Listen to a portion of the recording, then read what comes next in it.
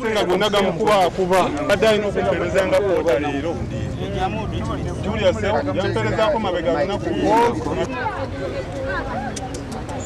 na natumira agasenge n'agakuba ebikonde n'akola ki kugamba mwenge kubadde kumutawanya teeka tulero kitegeze sawa 8 zawali yatamidde dda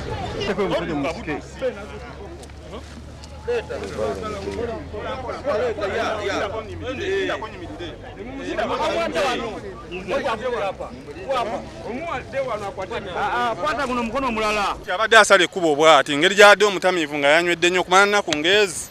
nadde emabega bw'ati kati n'agwa mu mwala bw'agudde mu mwala amazzi gawali mangi nnyo ne gamutwala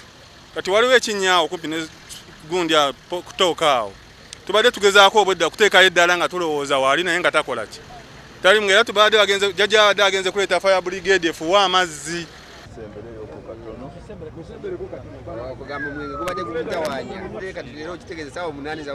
We have done our work. The Soko have taken the